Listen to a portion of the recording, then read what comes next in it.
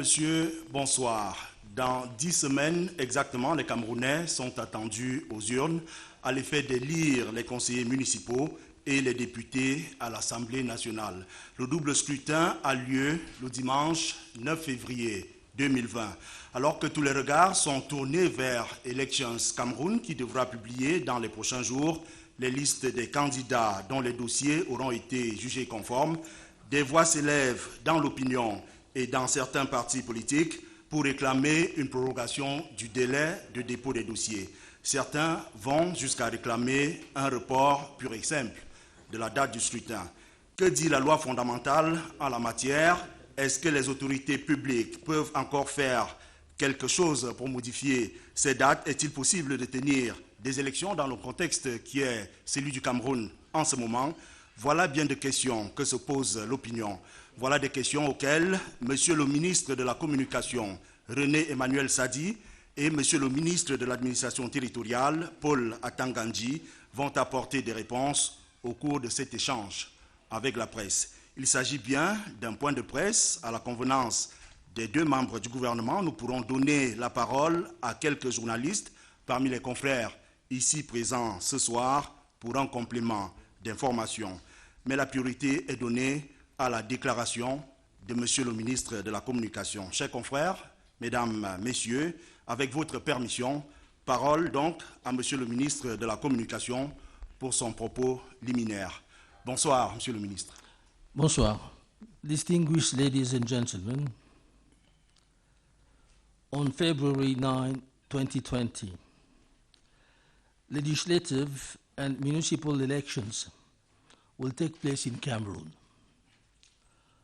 On November 10, 2019, the President of the Republic, His Excellency Paul Biya, in strict compliance with the legal provisions thereof, convened the electorate. It should first and foremost be recalled that the mandate of the members of Parliament and that of municipal councillors was extended twice in keeping with Article 15 of the Constitution.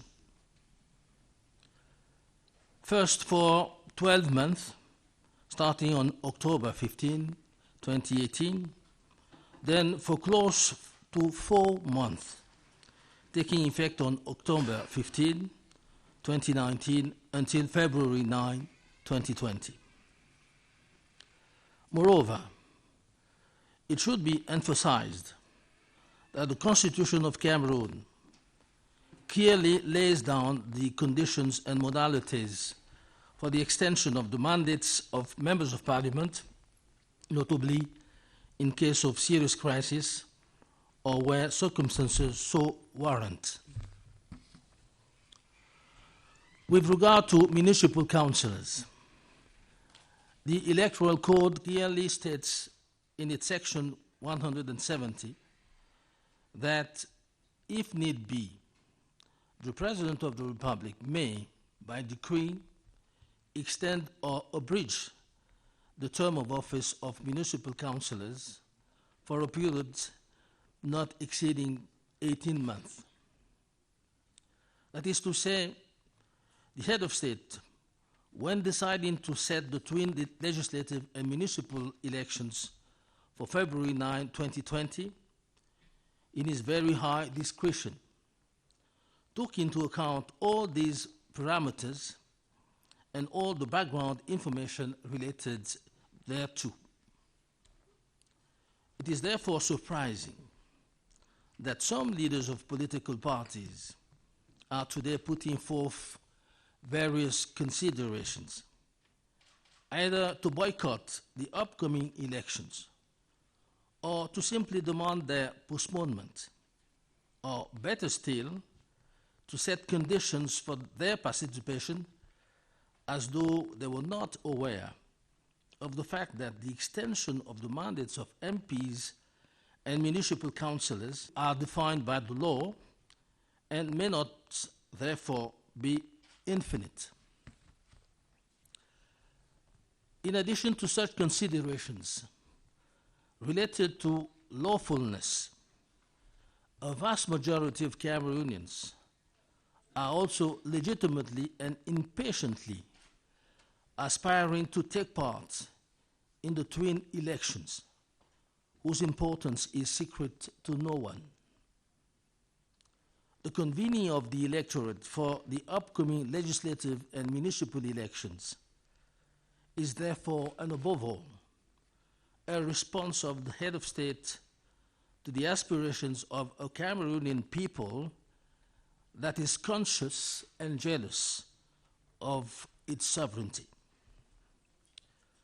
It is therefore appropriate today to hail the timely decision of the President of the Republic, which fully takes into account the aspirations of his fellow citizens, in keeping with the legal order and prerogatives vested in him, which opens new avenues in the democratic game with the imminent election of a refreshed National Assembly and new municipal councils. It is obvious that the successive extensions took into account the social political context and consequently the concerns raised by the national political class, particularly with regard to the security situation prevailing in the northwest and southwest regions. In the same vein, it is commendable for everyone to acknowledge that the President of the Republic, from his high position and based on background information in his possession, has duly considered the current developments in the concerned regions, and that he will prescribe the measures that are necessary to ensure the smooth conduct of the elections in these regions. The government is therefore calling on the leaders of political parties to demonstrate good faith, civic responsibility, and national civic and republican conscience, to devote their efforts to mobilizing militants to honorably take part in the upcoming polls, which are the only instruments to confer the legality and legitimacy needed to conduct public affairs. In this respect, it should be indicated that all the candidates called upon to take part in the twin legislative and municipal elections of February 9, 2020, were under the same constraints. They faced the same difficulties, and they all had to comply with the requirements of the law. It therefore appears that the statements of some political party leaders tending to hold the powers that be responsible for the difficulty complying with the regulatory provisions and therefore being up to date within the deadline set for the various actors are totally ungrounded. The government therefore urges the leaders of the political parties to be responsible, to take into account the collective destinies of their respective political families, as well as the individual aspirations of their supporters, whose enthusiasm and determination to take part in the upcoming twin legislative and municipal elections were felt as soon as the electorate was convened. Meanwhile, the government condemns all maneuvers that amount to blackmail and one-upmanship, and denounces the various foreign attempts to interfere, which are in violations of our laws and which are advocating further postponement, indefinite postponement of announced legislative and municipal elections. Considering the great national excitement, the keen interest and great enthusiasm aroused among Cameroonians of all walks of life by the call to vote launched by the head of state, and mindful of the resolve and commitment of several political actors to participate in the twin legislative and municipal polls, the government, for its part, calls on the entire nation to positively and actively mobilize themselves for the success of these elections. The government also reassures national and international opinion that all security conditions and all measures to ensure the reliability of the electoral process will be taken in order to enable voters to exercise their civic duty by voting freely and in complete peace of mind. Finally, the government appeals to the civic and patriotic consciousness of everyone. With regard to the leaders of political parties, it is not redundant to remind them that an electoral process codified and standardized by lawmakers cannot be traded off against special interests. The government therefore invites each and everyone to refrain from any pernicious act likely to jeopardize this major operation of national interest.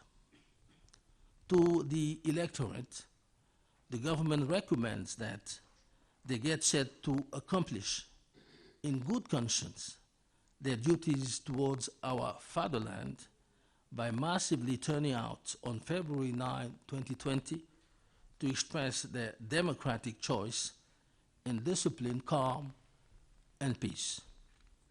I thank you for your kind attention.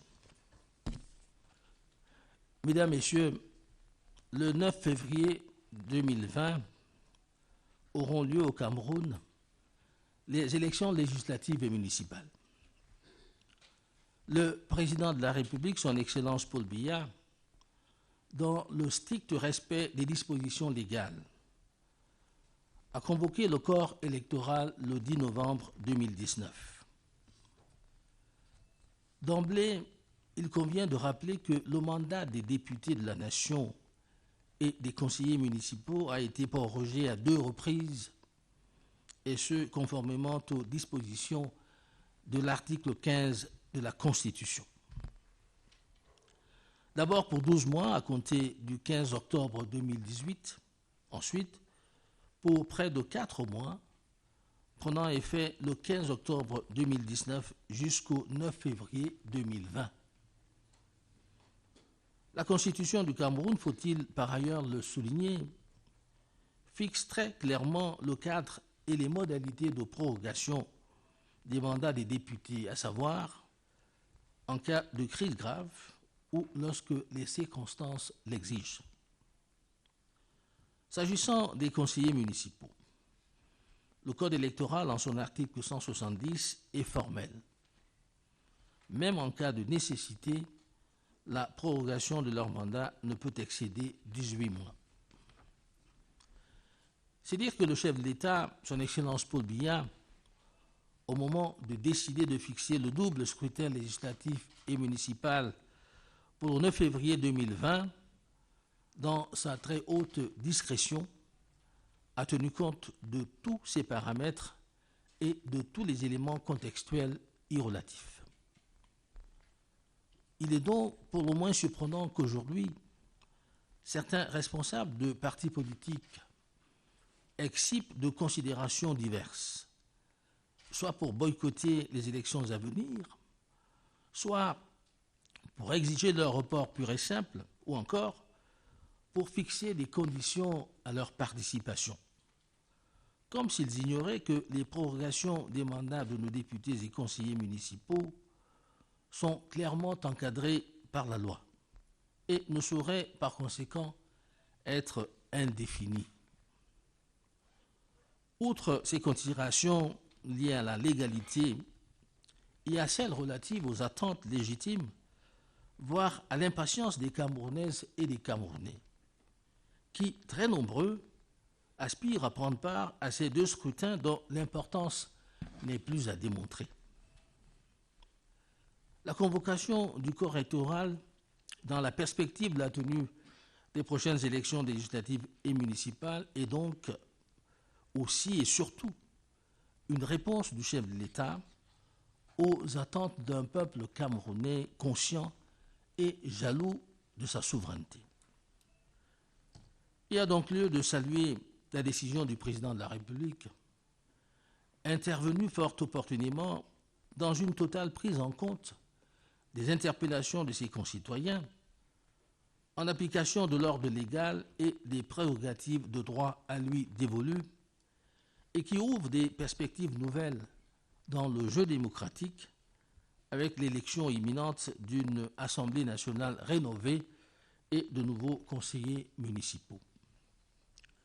Il est en effet incontestable que les prorogations successives ont tenu compte du contexte sociopolitique et partant du sentiment de la classe politique nationale, au sujet notamment de la situation sécuritaire dans les régions du Nord-Ouest et du Sud-Ouest.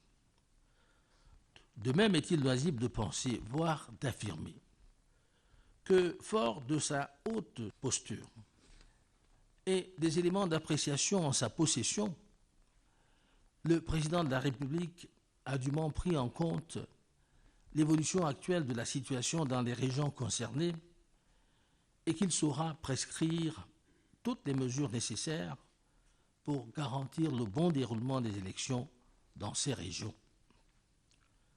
Par conséquent, le gouvernement invite les leaders des partis politiques à faire preuve de bonne foi, de civisme, d'une conscience nationale, citoyenne et républicaine, et à consacrer leurs efforts à la mobilisation de leurs militants pour prendre part dignement aux scrutins qui les attendent et qui seuls confèrent la légalité et la légitimité nécessaires à la conduite des affaires de l'État. À cet égard, il convient de relever le fait que tous les candidats appelés à prendre part au double scrutin législatif et municipal du 9 février 2020 ont été soumis aux mêmes contraintes, ont fait face aux mêmes difficultés et ont dû tous se conformer aux exigences de la loi. C'est donc le lieu de dire que les déclarations de certains leaders des partis politiques tendant à imputer au pouvoir public leur difficulté à respecter les dispositions réglementaires et donc à être à jour dans les temps impartis aux différents protagonistes sont totalement infondées. Aussi, le gouvernement exhorte-t-il les leaders des partis politiques à faire montre de responsabilité, à prendre en compte les destins collectifs de leurs familles politiques respectives, ainsi que les aspirations individuelles de leurs partisans, dont l'enthousiasme et la détermination à prendre part à ce double scrutin législatif et municipal ont été perceptibles dès la convocation du corps électoral.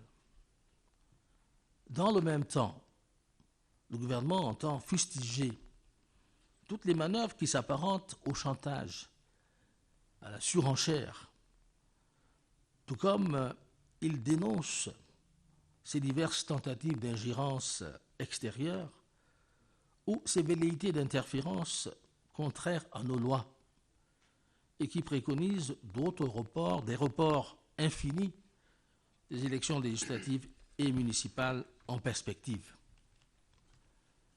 Tenant compte de la grande effervescence nationale, du vif intérêt et du grand engouement suscité auprès des Camerounaises et des Camerounais de tous bords, par l'appel aux urnes lancé aux citoyennes et citoyens par le chef de l'État, et eu égard à l'engagement résolu et déterminé de plusieurs acteurs politiques à participer à ce double scrutin législatif et municipal, le gouvernement de la République, pour sa part, demande à la nation tout entière de se mobiliser positivement et activement pour la réussite de ces élections.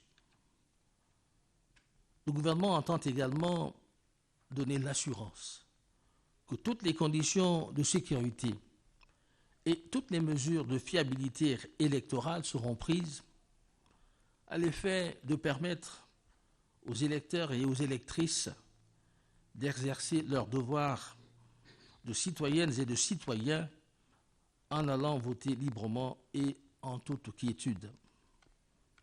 Enfin, le gouvernement en appelle au sens civique et patriotique des uns et des autres. Aux leaders des partis politiques, il n'est pas superflu de rappeler qu'un processus électoral codifié et normé par le législateur ne saurait être biaisé au gré des intérêts particuliers. Le gouvernement invite donc tous et chacun à s'abstenir de tout acte pernicieux susceptible de compromettre cette grande opération d'intérêt national. Aux citoyens électeurs et électrices, le gouvernement recommande de se préparer à accomplir, en leur âme et conscience, leur devoir envers la patrie, en allant massivement le 9 février 2020 exprimer leur choix démocratique dans la discipline, le calme et la paix. Je vous remercie de votre bien aimable attention. Merci infiniment, Monsieur le ministre. Merci surtout de répondre à quelques questions des journalistes ici présents. Et l'honneur revient à Lukong Payus de Cameroun Tribune d'ouvrir cet échange. Good evening, Payus. Thank you very much. Mr. Minister, the question I want to ask you has to do with the international community. A joint mission of some top officials of the African Union Commission, La Francophonie, and the Commonwealth just left Cameroon after meeting the head of state, the head of government, and some political party leaders and members of the civil society. There is public opinion that the international community is putting some kind of pressure on the government of Cameroon to look at or to resolve certain issues concerning the country, certain burning issues, notably the crisis in the Northwest and the upcoming elections and many more. As a member of government, do you think the international community should or can remain indifferent to what is happening in Cameroon, considering that Cameroon is a member of a good number of these organizations? Thank you.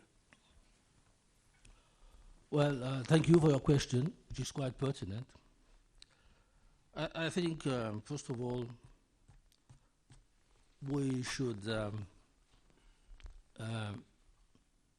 be proud to have received such an important delegation of three high international personalities. The Secretary General of the Commonwealth, the Secretary of the Francophonie, and the President of UA, who came to visit our country. And of course, they had to meet the head of state and other high personalities, namely the Prime Minister. I think it's a pride for us to have received those people. And the first thing I can say is that to receive such an important delegation shows how important our country is. It shows that Cameroon is an important country, and that what occurs in Cameroon cannot leave people indifferent. I presume that those people came, of course, because they are aware of the situation which is going on in our country today, and they came to certainly have the right version of the situation. That's why they came to meet the President of the Republic, the Prime Ministers, and other personalities. They also had to meet leaders of political parties to listen to them and to certainly assess the information that they had on our country. Of course, some information given by people who, in fact, want to give a wrong image of our country, and unfortunately, some of those people are Cameroonian themselves. But of course, other information are given by people of good faith who certainly love Cameroon and try to let people outside know exactly what is the situation. And I presume that our three high guests had to exchange with the President and to listen to him and to make sure that they get the right information.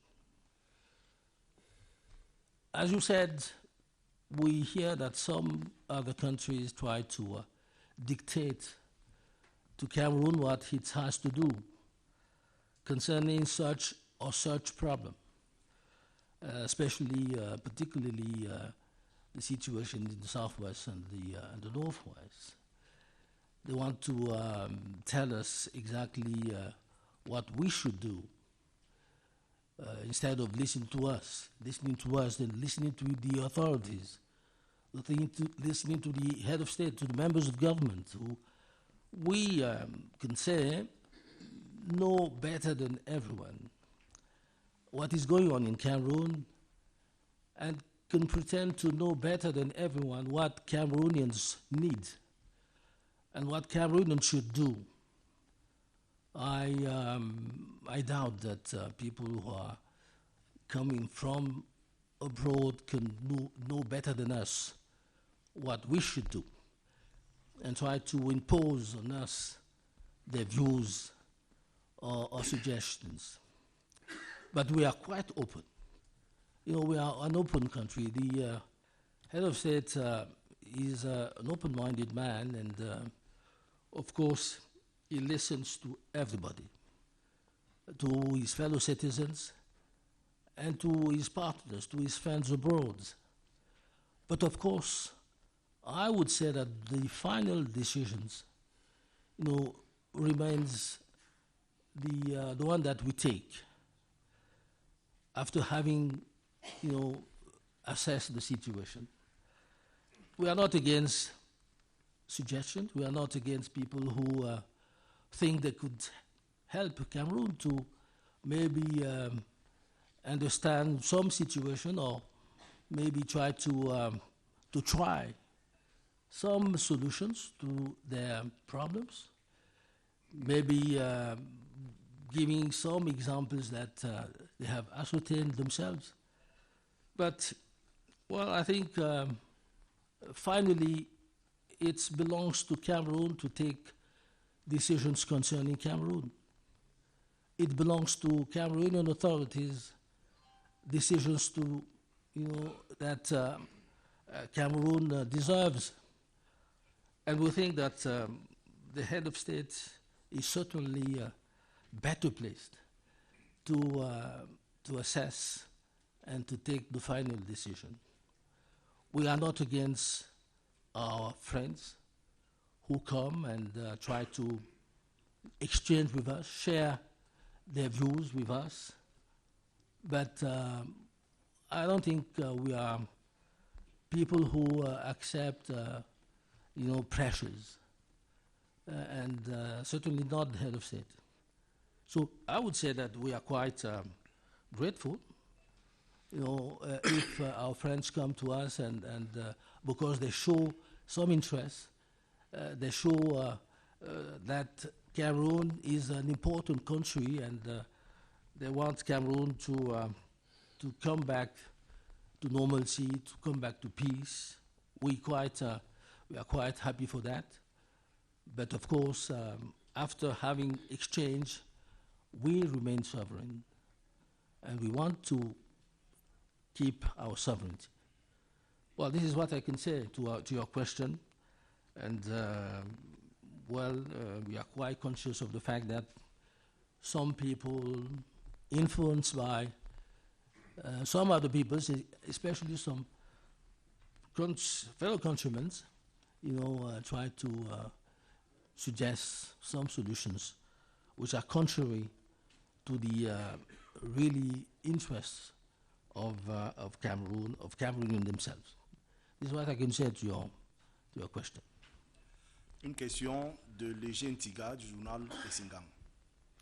Merci. Je voudrais adresser ma question aux deux membres du gouvernement qui sont en face de nous. L'un des prétextes des leaders politiques pour marquer leurs réserves ou pour boycotter l'élection du 9 février 2020 est la situation sécuritaire dans les régions du sud-ouest et du nord-ouest. Est-ce qu'au jour d'aujourd'hui, vous pouvez nous aider à évaluer la situation sécuritaire sur le terrain? Est-ce que les conditions de sécurité sont réunies pour la tenue d'un scrutin le 9 février 2020 dans les régions du sud-ouest et du nord-ouest? Monsieur le ministre. Merci. Oui, merci pour la question. Je crois quand même que déjà le propos du ministre a dit dans son exposé a déjà traité de toutes ces questions. Mais je voudrais, n'est-ce pas, apporter des clarifications parce que depuis un certain temps, nous avons appris et nous apprenons encore, les partis politiques, les responsables qui évoquent, n'est-ce pas, la situation dans les régions du nord-ouest et du sud-ouest.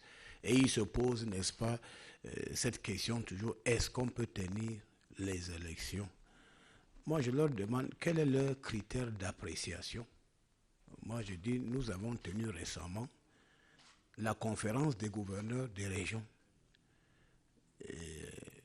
Nous avons tenu cette réunion sur les très hautes directives du chef de l'État qui nous a demandé d'évaluer la situation sécuritaire des régions.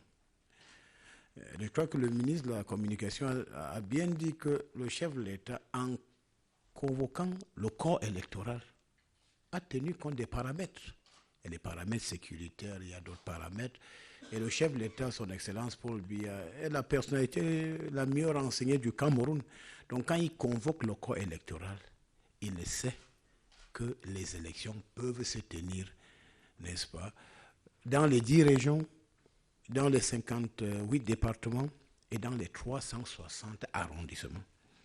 Il s'agit là des élections de proximité. Quand on parle des élections municipales, c'est des élections de proximité. Donc ça se tient au niveau des communes, au niveau des arrondissements. Je crois que je ne voudrais pas parler de fuite en avant. Vous avez, quand vous avez, je ne sais pas, 8% lors d'une élection présidentielle, et on va aborder les élections locales où nous allons faire face à d'autres réalités. Et vous constatez que ces élections-là risquent de vous mettre au niveau de 2%. Alors, vous prenez donc le calcul en disant que, bon, à l'élection présidentielle, j'avais 9, j'avais 10, j'avais 12%. Si je vais dans une élection locale et je m'en tire avec 3%, alors que j'avais la prétention d'avoir le destin national, vous voyez là où on se met en difficulté. Alors, donc, je crois que les gens parlent des choses qu'ils n'arrivent pas à maîtriser. Et je peux vous dire avec certitude, vous savez, nous avons organisé les élections présidentielles en 2018. Il y a un an, et chaque jour, nous travaillons davantage pour améliorer les conditions de vie des populations. Il y a eu le grand dialogue national où les gens ont eu à s'exprimer. Le chef de l'État a demandé aux ex-combattants de déposer les armes. Et vous voyez qu'il y a des gens qui sont en train de déposer les armes. Donc chaque jour, nous faisons une évaluation de la situation.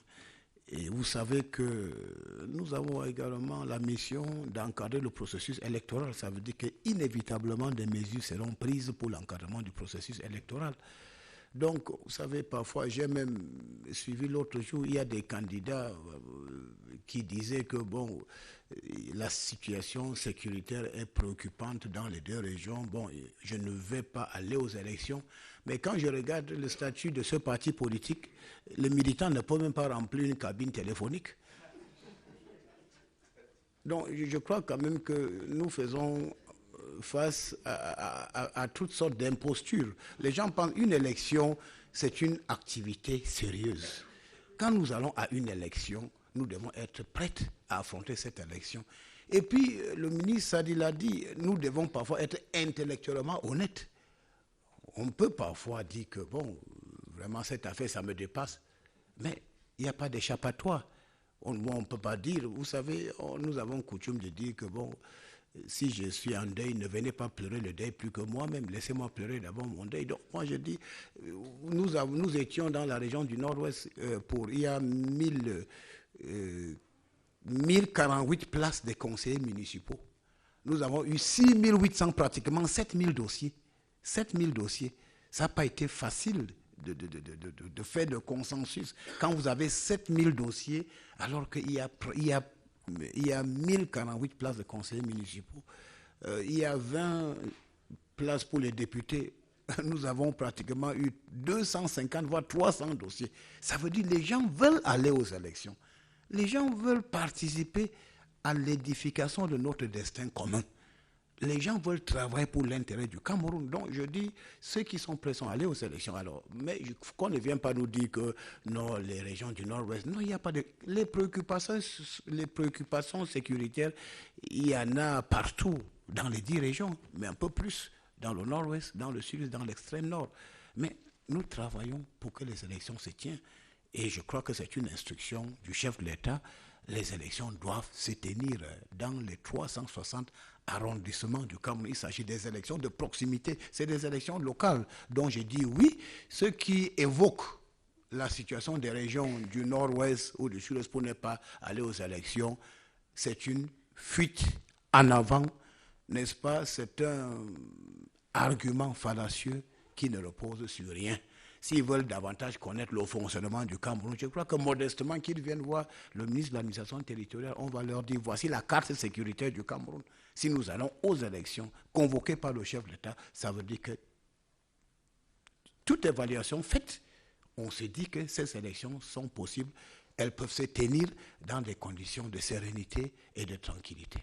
C'est ce que je pouvais dire par rapport à cette préoccupation. Je vous remercie. Merci, Monsieur le ministre. Nous allons passer la parole à présent à la seule dame du panel. Janice Kamga est journaliste à Canal 2 International. Merci, Vincent de Paul. Ma question va s'adresser à Monsieur le ministre de l'Administration territoriale. Monsieur le ministre, des accusations graves pèsent sur les autorités administratives. Donc, une frange de l'opposition, notamment le SDF et le MRC, les accusent de manœuvres dilatoires. Ils ont même fait le pied de grue auprès de certaines sous-préfectures. Ils ont même pris en otage certains sous-préfets, les accusant d'aucuns de disparaître de leur bureau, d'autres de passer par des méthodes peu orthodoxes pour tarder à signer certains documents pourtant essentiels à la constitution des dossiers de candidature. Qu'en est-il réellement? Merci. Merci, madame. Moi, ça me fait rire. Ces récriminations contre les autorités administratives ont été portées à notre attention. Alors, il y a des candidats qui disent que, bon, quand ils arrivent, on dit que le sous-préfet n'est pas là, le préfet n'est pas là. Moi, je crois que le calendrier électoral est connu. Vous avez bien suivi l'exposé du ministre Sadi, qui a dit que les élections ont été reportées 2 fois. Il a dit qu'en ce qui concerne les élections municipales, on ne peut pas aller au-delà d'un certain temps. Ça veut dire, alors, les responsables des partis politiques, ceux qui sont organisés, doivent travailler en tenant compte du fait que les élections étaient possibles, n'est-ce pas, en 2020. Mais je suis étonné de constater que les gens se comportent comme si la convocation du corps électoral était une surprise. Non, ça ne pouvait pas être une surprise parce qu'il y a eu des prorogations. Et on sait que ça prenait fin à une période précise. Donc la convocation du corps électoral ne devait pas suspendre les gens. Alors maintenant, parlons-en. Mais vous savez, les élections locales, il faut faire des dossiers, il y a des recommandations, il y a des exigences. Mais ces partis politiques, est-ce que ces partis politiques ont été prêts pour ces exigences? Parce que pour faire les dossiers, c'est pas boire une bouteille de champagne dans un salon. Il faut constituer des dossiers. Et puis bon, quand nous avons interpellé les sous-préfets, ils nous disent que quelqu'un vient pour légaliser un document, il n'a pas sa carte d'identité. Mais on vous dit, on ne peut pas légaliser un document si vous n'êtes pas identifié. Allez tout simplement chercher, n'est-ce pas, votre pièce officielle et vous venez, je veux légaliser le document. Ça devient un problème? Non. Mais j'ai reçu davantage de récriminations, les plaintes, pas les militants du RDPC. Les militants du RDPC m'ont interpellé plusieurs fois qu'eux, ils ne trouvent pas les sous-préfets, ou bien parfois, les sous-préfets, ils ont utilisé un mot, font preuve de zèle ou de formalisme administratif excessif. Non, ils sont là pour travailler. Ils sont là pour travailler. Ils doivent vérifier. Vous savez, ils doivent signer un document. Ils doivent vérifier avant de signer. Et si, au cours de cette vérification, l'autorité administrative se rend compte qu'il ne peut pas signer, je crois qu'il vous dit simplement, allez compléter les documents, vous revenez, je veux signer. Donc, vous savez, je peux vous dire, c'est un exercice difficile. Je ne peux pas vous en cacher. Déjà, nous, du RDPC, nous sommes dans ce processus depuis un certain temps. Mais déjà, pour faire ces documents, ça n'a pas été facile. À plus forte raison, les néophytes qui viennent d'arriver, ils doivent apprendre parce qu'ils ont négligé cet exercice. Comment constituer un dossier pour participer à une élection législative? Comment constituer un dossier pour participer à une élection municipale? That is the question. Est-ce qu'ils ont été en mesure de faire ces documents avant de jeter l'opprobre sur les autorités administratives? Je crois que pour la plupart des cas, ils ont cru que c'était un exercice facile, mais quand ils se mettent... Parce qu'il y a des équilibres à respecter dans la constitution des dossiers. Il faut les jeunes, il faut des femmes, il faut les composantes sociologiques, respecter les équilibres, les minorités, ainsi de suite. C'est pas du tout facile. Donc moi, je pense qu'ils se sont heurtés aux réalités du terrain, que les élections de proximité comportent beaucoup plus d'exigences et il faut être pointueux. Autrement dit, parce que les gens vont poser la question que, bon, alors par exemple, dans cette commune, il y a 30 conseillers municipaux. Alors, j'ai réussi à trouver 25 dossiers. Est-ce que je peux aller déposer mon dossier? Vous voulez que je réponde quoi? Alors, sur 30 conseillers, et vous dites que vous avez réuni 25 dossiers. Ça veut dire que vous ne savez même pas que le simple fait de ne pas compléter la liste vous exclut d'office. Donc, vous voyez que c'est ça que nous demandons aux responsables des partis politiques. La pédagogie. Il faut éduquer les militants. Il faut leur dire, il y a un code électoral.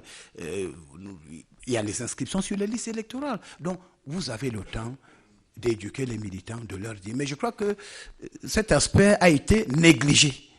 Et ceux qui n'ont pas pu, vous savez, et puis il est dit qu'après la convocation du corps électoral, les candidats ont 15 jours pour déposer. Alors, je crois que donc, les gens ont été pris par ces délais, alors que ceux qui étaient préparés à cette élection ont commencé à préparer les documents, à préparer. Donc, je peux vous dire, madame, soyez-en sur les autorités administratives n'ont pas reçu de consignes particulières. On leur a dit, vous devez traiter les documents de tous les candidats, mais veillez à ce que, avant de signer un document, qu'il soit complet. Ça veut dire que quelqu'un se présente, il dit que je m'appelle M. Tantampion, il vous demande de signer un document, et puis il ne vous présente pas sa carte d'identité. Non, vous devez prendre la carte d'identité pour savoir qu'il s'appelle M. Tantampion. Ensuite, vous signez ces documents. Donc, moi, je crois que le problème, c'est qu'il y a une méconnaissance des textes et les gens n'ont pas pris très au sérieux la constitution des documents qui est un élément vital pour la Constitution. Il faut savoir que c'est une élection locale, c'est une élection de proximité et il fallait être pointueux, n'est-ce pas? Il faut être même regardant, vérifier avant de signer. Donc les autorités administratives ont fait leur travail. La preuve, même le RDPC s'est plaint que parfois les sous-préfets, les préfets sont compliqués. Si déjà le RDPC qui a plus d'expérience se plaint, à plus forte raison les autres. Non, je crois qu'il fallait s'y prendre beaucoup plus tôt. Je crois que c'est ça, il fallait s'y prendre beaucoup plus tôt pour évacuer la pression et présenter des documents en bonne et due forme. Donc, je ne peux pas, encore une fois de plus, je dis que ceux qui parlent des autorités administratives qui ont mis les bâtons dans les rues, je crois qu'ils ont la méconnaissance, ils n'ont pas été prêts à affronter cet exercice qui s'est avéré assez compliqué. Ce n'était pas aussi facile que les uns et les autres pouvaient en imaginer. Je vous remercie. Albert Njembonde of CRTV, you have the floor. Thank you very much. My question to the Minister of Territorial Administration. We need a free ELECAM for free and fair elections.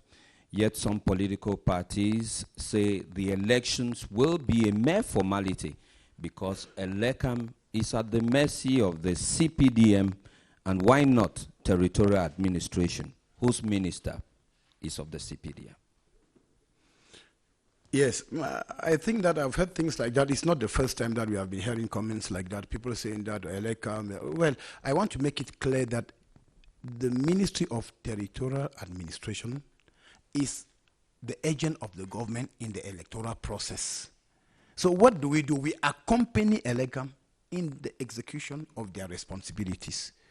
We provide security, and we take them where they have to go, and we protect their equipment, their installations, so that elections should be held everywhere free and in a serene manner. I think that why are people always trying to link? They want to put this link between ELECAM and the CPDM. I can tell you that most of the complaints we are having are from the CPDM militants, and I think that if ELECAM was that friendly to the CPDM, you know, in 2013, during the senatorial elections, ELECAM dismissed the list of the CPDM in 2 regions, in the West region, in Adama region. The lists were rejected, meaning that even before we started the elections, the CPDM was down with 14 senators in an electorate of 70 senators. So it is not as we have anything to do there. ELECAM, I don't think we are just doing what we have to do. ELECAM being the independent organ charged with the organizations of elections. But if we have to give assistance to ELECAM, if we have to permit them to go and do their activities in the northwest regions where things are difficult, in other places we will do so. Last year, before the presidential elections, ELECAM said in a unilateral decision that they will not accept police stations in military barracks. And it was like that. And we had to comply. We had to comply with the recommendations of ELECAM that they don't want police stations in administrative offices, they don't want polling stations in the JOS offices, they don't want polling stations in Fondoms, they don't want polling stations in military barracks, and it was like that. So you can see that there is something which is not very... ELECAM is independent and neutral. And we have to know that, and they have been exercising their neutrality to the best of their powers. And they are even jealous of their prerogatives. So what we're doing is that we accompany ELECAM in the process of elections management, but whenever they take their decisions, we just have to accompany them. Je voudrais être sincère parce que les gens ont toujours parlé de ce problème de l'ECAM qui est proche du RDPC, que les élections au Cameroun, c'est une formalité parce que l'ECAM... Alors, quelle est l'impression qu'on veut donner? C'est-à-dire que la messe est dite avant que la cause ne soit entendue. Moi, j'ai dit, c'est pas vrai. C'est pas vrai. Puisque j'ai donné l'exemple en 2013, lors des élections sénatoriales, nous avons pensé, ELECAM a décidé de disqualifier les listes du RDPC dans les régions de l'Ouest et les régions de l'Adamawa. Pour un électorat de 70 sénateurs élus, le RDPC, avant la course, a perdu 14 sénateurs. Alors vous constatez que les gens disent que ELECAM, si ELECAM est si proche de nous, comment ELECAM pouvait d'emblée disqualifier? Et c'est une décision lourde de conséquences. Pour un électorat de 70 sénateurs, le RDPC a perdu 14 avant l'élection. Avant l'élection présidentielle, je crois que ELECAM a décidé que, bon, cette fois-ci, pas de bureau de vote dans les casernes militaires, dans les commissariats, pas de bureau de vote dans les sous-préfectures et autres. Nous avons accepté, sportivement. Donc ELECAM exerce ses prérogatives. Alors, le MINAT, c'est l'agent du gouvernement dans le processus électoral. Ça veut dire que nous apportons à l'ECAM l'encadrement nécessaire. Par exemple, dans les régions du nord-ouest et du sud-ouest où il y a des défis sécuritaires, nous avons le devoir de protéger les démembrements de l'ECAM. Nous devons protéger. Nous avons l'obligation de protéger les travailleurs de l'ECAM, les responsables qui sont dans les bureaux de vote. C'est une disposition légale. Ça veut dire que le patron de l'ECAM peut appeler le commissaire de police, peut appeler le commandant de brigade pour dire que nous avons des inquiétudes, envoyez-nous le renfort. C'est une obligation. Donc il faudrait savoir, il ne faudrait pas toujours dire que les élections au Cameroun, ce n'est pas une formalité, puisque même au sein du RDPC, vous avez vu les scores de l'élection présidentielle. Le président Biya, qui a été plébiscité par les Camerounais, a eu 71, pratiquement 72%. Mais il y a quand même 28%. Des Camerounais qui ont voté en faveur des autres candidats. Ça, c'est l'expression de la démocratie. C'est l'expression de la démocratie. Et puis, je dis bien que l'ECAM est un organe indépendant. Alors, et à chaque fois quand l'ECAM a tranché, nous sommes obligés de les encadrer. Est-ce que moi, qu'est-ce que je pouvais quand l'ECAM dit dans les casernes, il n'y a plus de bureaux de vote. Vous savez qu'avant, il y avait les bureaux de vote, n'est-ce pas, dans les casernes militaires, dans les commissariats, dans les brigades de gendarmerie. Mais ils ont dit que par souci d'équité, nous n'en voulons plus. Il y avait les bureaux de vote dans les chefferies, dans les bureaux de sous-préfecture, et l'ECAM a dit non, on n'en veut plus par souci d'équité. Et on s'est conformé.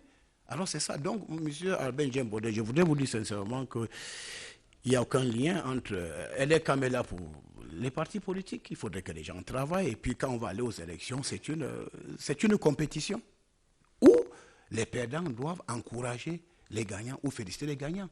Alors, ce que nous ne voulons pas, c'est que, quelqu'un dit, vous savez, cette affaire-là, je ne veux pas aller aux élections parce que c'est gagné d'avance. Non. De toute façon, c'est une liberté. Quand un candidat dit que je ne vais pas aux élections, c'est son droit. Mais je vous ai dit, si quelqu'un avait, je ne sais pas, 10% à une élection présidentielle, et maintenant, lors des élections locales, il sait qu'il va avoir 2%, alors qu'il avait les prétentions présidentielles, et il dit que moi, je préfère fuir avant que ça ne soit tard. Il le dit, pour son intérêt et pour son image. Mais ce n'est pas sérieux, parce qu'on commence quelque part. Parce que les élections locales, on reprend, c'est là où on apprend à faire de la politique. Donc moi, je pense que nous irons aux élections, les candidats sont là, et puis les dossiers ont été déposés. Maintenant, c'est l'ECAM qui fait les dépouillements, et puis la suite maintenant, en tant que ministre, M. Albin Djembodé, nous accompagnons le processus. Mais on ne peut pas s'y mixer. Alors, dès lors que l'ECAM décide de retenir une liste ou de rejeter la liste, qu'est-ce qu'on peut? On n'y peut rien strictement. Donc, l'ECAM fait son travail en gardant son autonomie, son indépendance, et nous respectons cette indépendance. Et je vous dis, si on peut parler de victimes, n'est-ce pas, de la sévérité de l'ECAM. C'est le RDPC qui a son enduré, n'est-ce pas? Parce qu'à chaque fois, l'ECAM veut se démarquer en disant que, vraiment, vous êtes le parti au pouvoir, mais nous faisons notre travail. Nous veillons, nous regardons, on n'y peut rien. Et tout ça, c'est au profit du processus, qui est un processus crédible. Je dis au Cameroun, les élections, le processus électoral, il est crédible, il est libre, il est transparent. Et ceux qui sont dans le processus, ils le savent. Et j'ai d'ailleurs donné des statistiques. Lors de l'élection présidentielle, il y a des partis politiques qui ont gagné dans plusieurs bureaux de vote alors que ces partis n'avaient aucun représentant. Ça, je vous le dis. Il y a un parti, je ne peux pas citer le nom, qui a gagné dans pratiquement 222 bureaux de vote. Alors que dans ces 200 bureaux de vote, ce parti politique de l'opposition n'avait aucun représentant. Je dis bien aucun. Et alors que dans ce bureau de vote, il y avait néanmoins les représentants de l'administration. Mais les voix sont allées en faveur de ce parti politique qui n'était représenté par personne. Donc c'est la preuve que nous avons un système électoral responsable, il est crédible et il est transparent. Et ceux qui font le jeu politique normalement ne devraient pas s'en plaindre. Je vous remercie. Une question de Séverin Alégambélé de la CRTV. Monsieur le ministre de l'administration territoriale, sera peut-être deux questions. La première, c'est que la semaine dernière, des voix se sont élevées pour demander un délai supplémentaire pour compléter les dossiers de candidature. Il s'agit notamment du parti de Cabral Libi, le PCRN, et puis le parti de Paul-Éric Ngué, MPCN. Alors la question, techniquement, vous dites bien que l'ECAM est un organe indépendant. Est-ce que techniquement, cela est faisable. Ma deuxième préoccupation se rapporte au climat un peu tendu entre l'administration et les partis politiques. On a bien le sentiment qu'il y a une forte pression sur les partis politiques. Est-ce que ce climat-là, à la longue, ne risque pas d'entacher un tout petit peu la liberté d'expression qui est au centre des préoccupations du gouvernement? Il y a un moment où on nous parlait de la démocratie apaisée. Est-ce qu'on a oublié ce concept-là pour détendre un tout petit peu l'atmosphère? Merci. Merci, vous avez posé des questions pertinentes. Je vais vous référer. Vous avez le ministre a dit à l'entame de son propos que le chef de l'État a convoqué le corps électoral dans le respect des lois et règlements de la République, dans le strict respect de nos lois. Alors, et ces lois-là sont claires. Après la convocation du corps électoral, les partis politiques ont 15 jours pour déposer les candidats. Ça veut dire, si mes calculs sont bons, lundi, le 25, à minuit, celui qui n'avait pas encore déposé les documents ou les dossiers des candidats, de ces candidats, ne faisait plus partie du jeu électoral. Donc celui qui arrivait, on m'a même signalé que quelqu'un arrivait avec ses dossiers à minuit 5. Et le m'a dit que non, on avait dit minuit, vous arrivez à minuit 5. Et lui-même, il a dit que vraiment, en regardant la montre, vraiment, c'est vrai que je suis fautif, je rentre.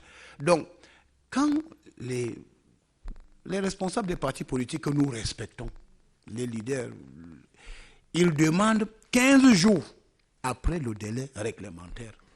Je ne sais pas si les gens qui veulent aller à l'Assemblée, ils ont pour souci de nous demander de violer d'abord nos propres lois. Je m'en tiens à ce que dit la loi.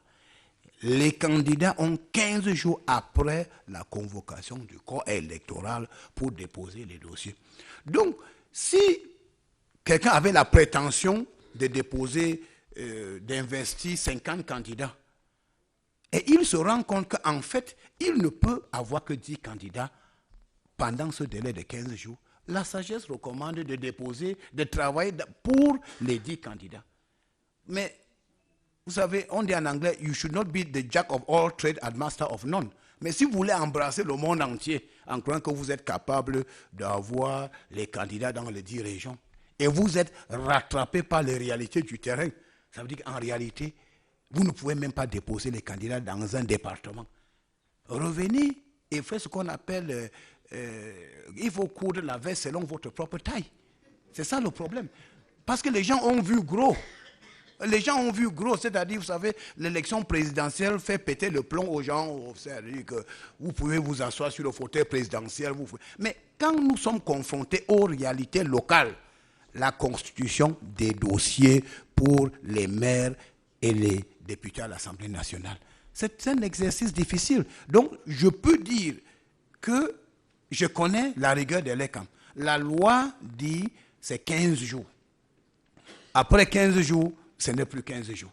Donc, quand j'entends dire que les gens demandent 2 semaines supplémentaires, j'ai envie de rire. Ce n'est pas un jeu d'enfant. Il faut être sérieux. Quand on va à une compétition électorale, il faut s'armer, il faut être prêt. Donc, je suis tenté de dire que, bon, ceux qui ne sont pas prêts, peut-être ils sont encore à l'école. S'ils sont assez humbles, ils vont comprendre que cette fois-ci, j'ai pu déposer 2-3 dossiers. Dans 5 ans, je reviendrai avec 10, ainsi de suite. Il ne faut pas regarder gros en politique. Il ne faut pas regarder gros en politique. C'est ça le drame du Cameroun ou de l'Afrique. Les gens regardent gros alors qu'eux-mêmes, ils sont petits. Et c'est ça la vérité. Donc moi, je pense sincèrement que respectons la loi. Je crois que le ministre de la Communication a bien dit que le chef de l'État a convoqué le corps électoral dans le strict respect des lois de la République. Maintenant, nous on parle de climat tendu entre le MINAD et les partis politiques. Non, il n'y a pas de climat tendu. Je crois que les partis politiques, ce sont d'ailleurs nos amis. Nous encadrons l'activité des partis politiques. Il faudrait que les gens nous comprennent. Nous encadrons les activités des partis politiques pour défendre, pour préserver l'intérêt commun, donc l'intérêt des populations. Alors, vous voulez organiser un meeting politique à côté de la gare routière. Mais le sous-préfet peut vous dire, monsieur tel, vraiment un meeting dans une gare routière, vraiment je trouve que c'est risqué. Il vous donne un conseil, changez le lieu, il faut délocaliser, aller ailleurs dans une salle, comme ça vous pouvez tenir votre meeting. Et là, il n'y a pas de problème. Alors, nous avons des problèmes lorsque les gens veulent perturber l'ordre public. Lorsque les gens ont pour sport favori, c'est de défier l'autorité de l'État, piétiner les lois, en ce moment, nous leur disons en face, vous allez croiser le fer, tout simplement. Tout simplement. Mais a priori, nous n'avons pas de problème. Notre rôle, c'est d'encadrer les partis politiques, de permettre aux partis politiques de se promouvoir, de faire des meetings, de discuter avec les gens, de vendre le projet de société. Alors, vous avez dû constater que quand les gens nous insultent dans les plateaux de télé et tout ça, ça ne nous dit rien. Nous estimons que c'est dans une maison. Mais alors, l'ordre public doit être maintenu. Parce que, vous savez, le ministre de l'administration territoriale, à travers le gouverneur, les préfets, les sous-préfets, nous travaillons également pour préserver la paix.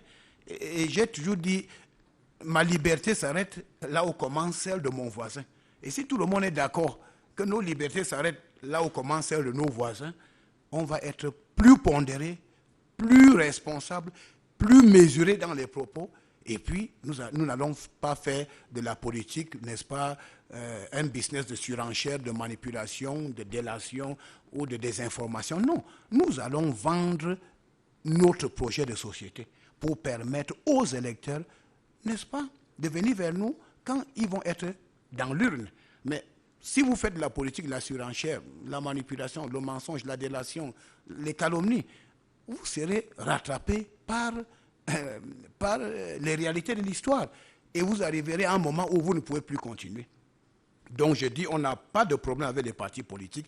Ils peuvent exercer, ils peuvent mener leurs activités librement, mais dans le respect de nos lois. Tant que tout se fait dans le respect de loi, il n'y a pas de problème. C'est-à-dire que vous dites que vous n'allez pas aux élections. C'est un droit personnel, c'est même un droit inaliénable, je n'ai parlé. Mais c'est un problème quand vous dites que vous ne partez pas aux élections et vous allez empêcher les autres d'y aller. C'est là où il y aura problème. Vous pouvez dire que moi, je ne pars pas. Et vous demandez à vos militants de rester à la maison.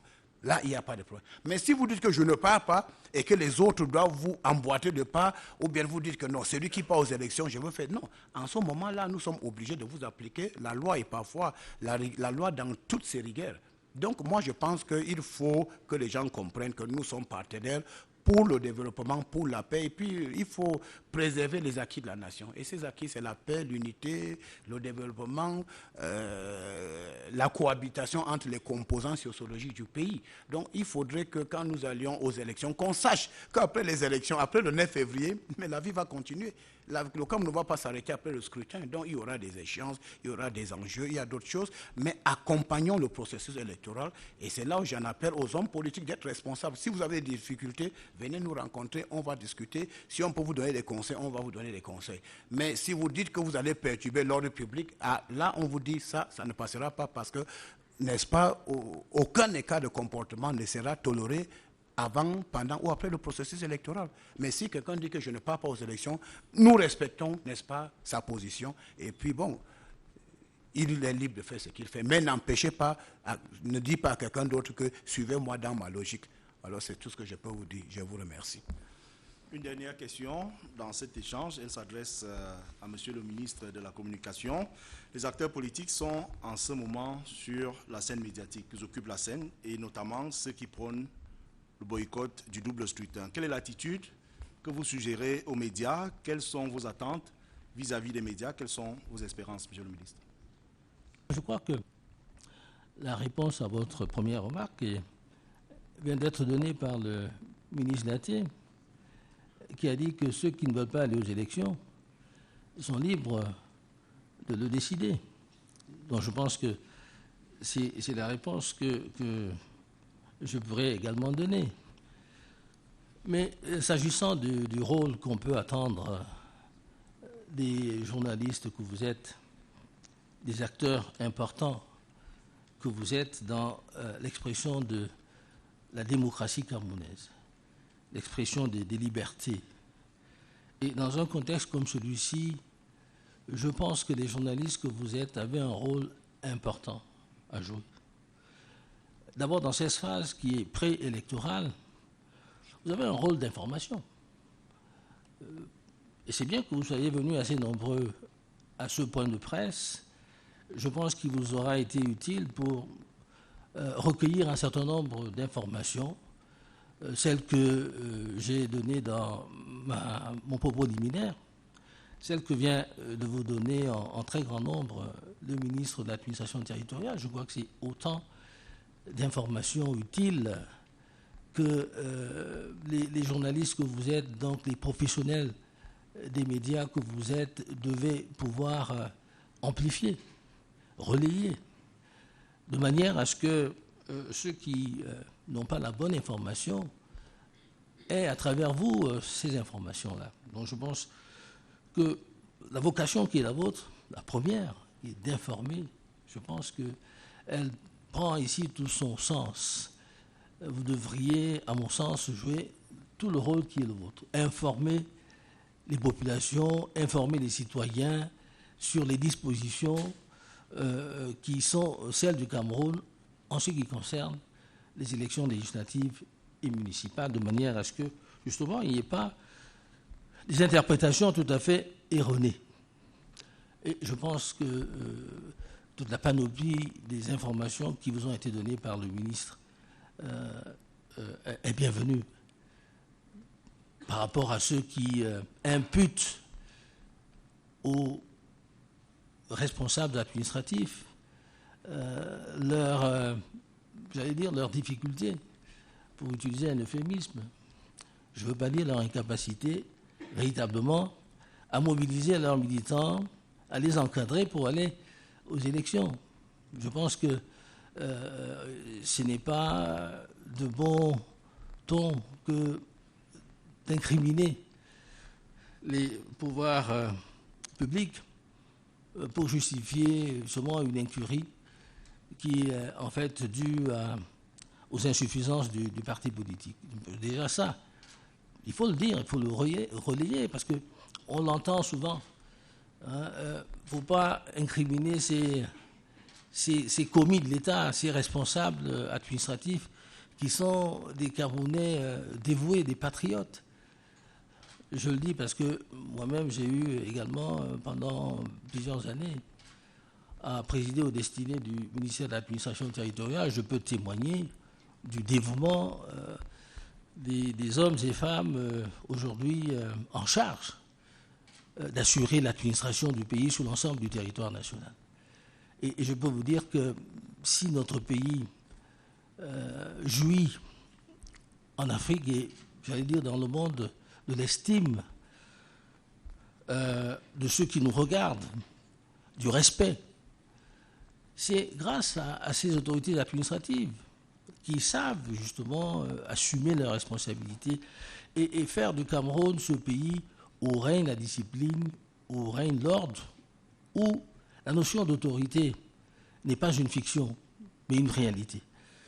C'est ça, le Cameroun, et c'est pour ça que nous avons tout lieu d'en être fiers.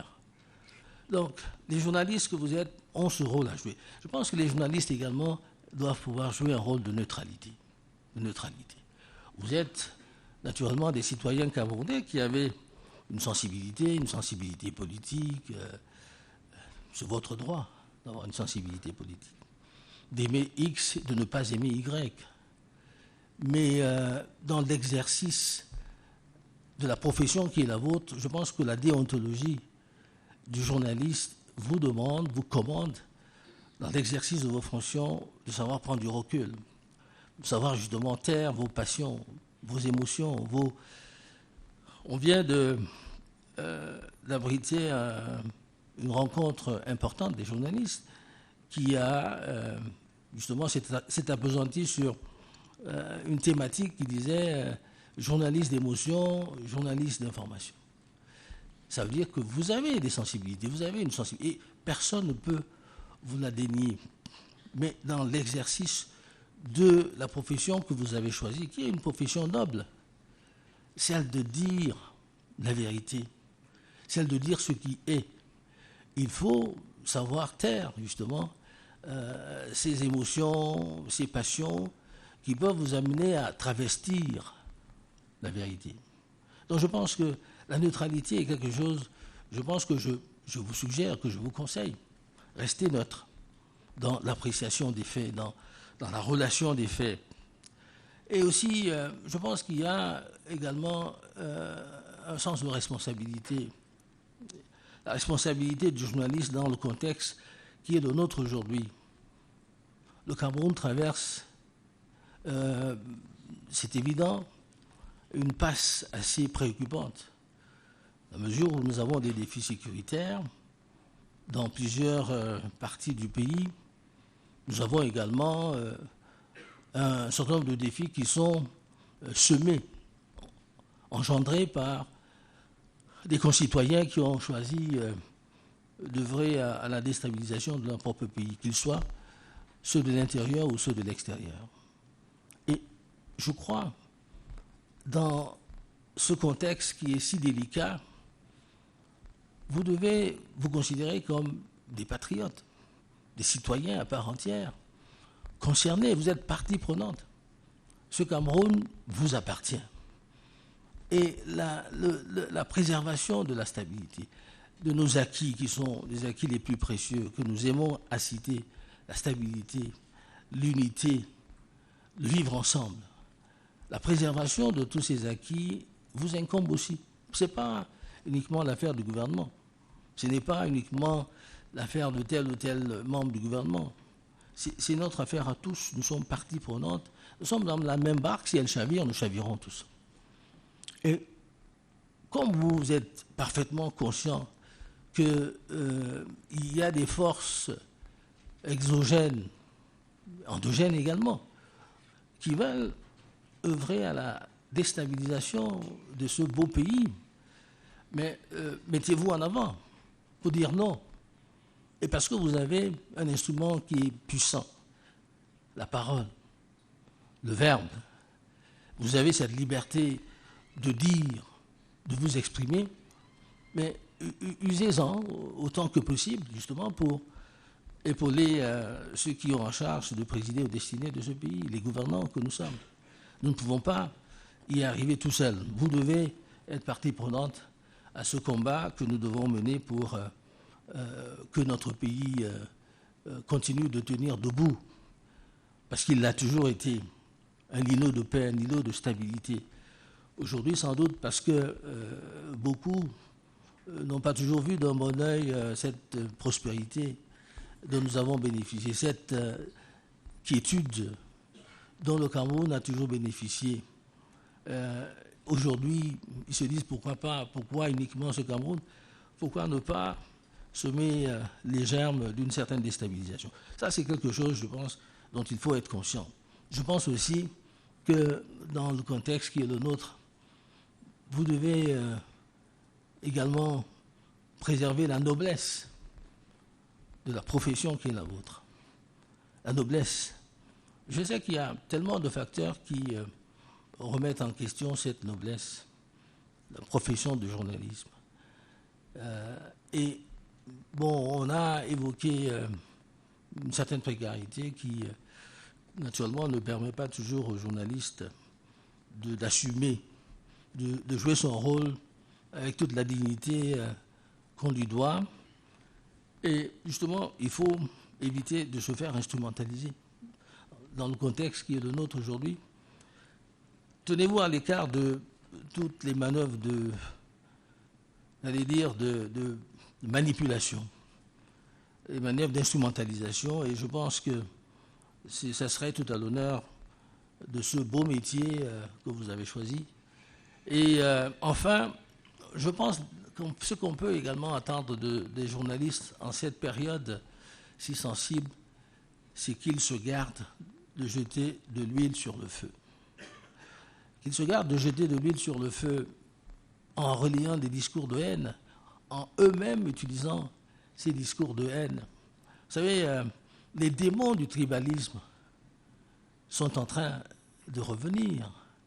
Nous avons, pendant des années combattu ce fléau, le tribalisme. Ça a été toujours le credo essentiel dans la politique du président Paul Biya, son Excellence le président de la République, la lutte contre le tribalisme, le régionalisme. Mais nous voyons bien qu'aujourd'hui, nous sommes en proie à cette menace. qui monte, et qui comporte en soi un énorme péril pour notre pays. Je pense que là aussi, les journalistes ont ce rôle d'exemplarité qui doit être le leur, éviter de mettre de l'huile sur le feu. Mettre de l'huile sur le feu en évitant ces discours de haine que l'on constate ici et là. Nous sommes des Camerounais avant tout, et je pense que nous devons nous considérer comme tels avant de nous réclamer de tel ou tel département, tribu. Nous appartenons à un beau pays, le Cameroun, et je pense que mettons en avant cette identité, et alors nous pourrons jouer véritablement le rôle qu'on attend de nous en tant que journalistes. Et je pense que c'est quelques recommandations que je pourrais faire à mes interfaces, mes partenaires, les journalistes, puisque je suis des vôtres aujourd'hui. Je me considère comme étant aussi un membre de votre grande famille. Je pense que j'ai à cœur de voir le journaliste camerounais être un journaliste digne, un journaliste dont on peut être fier, qui travaille à l'expression de la liberté de parler, d'opinion, et qui fera de ce journalisme un journalisme respecté non seulement en Afrique, mais dans le monde. Monsieur le ministre de l'administration territoriale. Oui, alors merci beaucoup. Je veux prendre là où le ministre de la Communication s'est arrêté. Pour revenir sur ce que M. Adegamberg, il a parlé d'un mot démocratie apaisée. Je n'ai pas abordé ça. Je voudrais dire quelque chose. Le ministre, Sadi vient de dire d'être des patriotes, de mettre le Cameroun devant.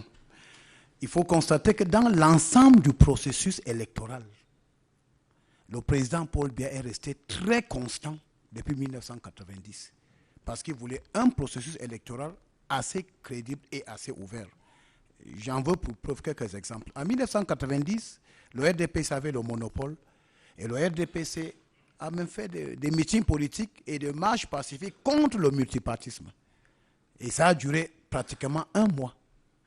Après avoir écouté tout le monde, le président Paul Biya, parce qu'il avait l'intérêt du Cameroun et il voulait se placer au-dessus des mêlées partisanes, il a dit, certes, le RDPC est un parti fort, mais préparez-vous à une éventuelle concurrence parce que nous devons nous adapter aux exigences du temps moderne. Voilà la position du président Paul Biya. Nous irons aux élections, mais nous allons accepter le multipartisme. Ce n'était pas la position du RDPC. Le RDPC pensait que le multipartisme précipité devait apporter des problèmes au Cameroun. Ça passe. Il faudrait savoir, par la suite, c'est le ministre de l'administration territoriale qui organisait les élections au Cameroun. Et puis à un certain moment, le chef de l'État a pensé qu'on ne peut pas être juge et parti. On a commencé par Onel, les autres, et on est arrivé à Elekam. Parce que le président Paul Biya a pensé qu'il faut un organe indépendant. Alors donc, il faudrait que les gens sachent et qu'ils comprennent que s'il y a une personnalité qui place les intérêts du Cameroun au-dessus de toute autre considération, c'est d'abord le président Paul Biya. Ça, il faudrait que ça soit clair. Et voilà pourquoi, même après les victoires, c'est lui qui nous a donné le concept de démocratie apaisée, en disant que nous avons gagné, mais on peut écouter ceux qui nous ont combattus. C'est ça, la démocratie apaisée. Et puis, ça existe toujours. On est dans la logique de la démocratie apaisée, puisque, vous savez, pendant le grand dialogue, il a fait venir les ex-combattants. Vous savez, quand on parle des ex-combattants, c'est des gens qui ont égorgé, qui ont tué, qui ont commis des atrocités. Mais le chef de l'État dit, donnons-leur une chance de reconversion. Donnons-leur une chance. Et voilà pourquoi les gens ont déposé les armes pour arriver. Donc, il faudrait que les gens comprennent vraiment, quand on parle du Cameroun, il faut respecter, c'est-à-dire la volonté du chef de l'État à bâtir un grand pays fort, uni, stable, où chacun peut participer. Il est très important de le souligner parce que quand nous parlons aujourd'hui, c'est comme si on a oublié le passé. Non, le multipartisme, les libertés, c'est le président Paul Biya lui-même. Avant déjà, le ministre Sadi, il a fait 6 ans au MINAT. Avant même l'impression des journaux, il fallait l'autorisation du MINAT. C'est-à-dire, censure obligée. Donc, je lis d'abord ce que vous allez publier. Et je pouvais barrer tout. Mais le président a pensé qu'il faut changer les lois et permettre aux gens. Alors, nous sommes tentés de poser la question, les hommes politiques, les hommes des médias, qu'est-ce que nous avons fait de cette ère de liberté, n'est-ce pas, que le chef de l'État a donné au Cameroun? Je crois qu'il faut être responsable et travailler dans le sens de l'intérêt général. Et je veux chuter en disant quelque chose, mais vous avez constaté, avant la convocation du corps électoral, le chef de l'État a libéré les militants du MRC. Il a demandé l'arrêt de procédure. Il y avait 3 possibilités. On pouvait donner une liberté provisoire. Ça permet à tout le monde de sortir, mais vous avez l'épée de Damoclès qui plane encore quelque part. Mais il a ordonné l'arrêt de procédure pour permettre aux militants du MRC d'aller aux élections. Bon, alors, c'est pour dire que le chef de l'État, le président Paul Biya, c'est un visionnaire. Imaginons un seul instant, si on était allé aux élections avec les gens du MRC en détention, on devait dire que, parce qu'on a peur d'eux et tout ça, mais on leur a dit, voilà, allez participer aux élections. Maintenant, ils sont en train de se rendre compte que le Cameroun, comme ils aiment jouer au football ou marquer des buts, mais que c'est un terrain qui glisse. C'est un terrain qui glisse, c'est un terrain de football, mais qui glisse, et puis il faut éviter des tacles, tout simplement. Donc, moi, je pense qu'il est important de reconnaître que le président Paul Biya tranche toujours pour l'intérêt de toute la nation. Il ne tranche pas pour l'intérêt du RDP. Non, il est au-dessus des partis politiques et il tranche pour et n'oublions pas qu'au moment où on disait n'allons pas au multipartisme, le chef de l'État dit préparez-vous à une éventuelle concurrence. Je vous remercie. Voilà, le message ce soir est clair et sans équivoque. Les élections municipales et législatives auront lieu le 9 février 2020. Les Camerounais sont appelés à aller massivement aux urnes. Merci, Monsieur le Ministre. Merci, chers confrères, Mesdames, Messieurs. C'est ici que s'achève ce point de presse. Merci d'avoir suivi. Bonsoir.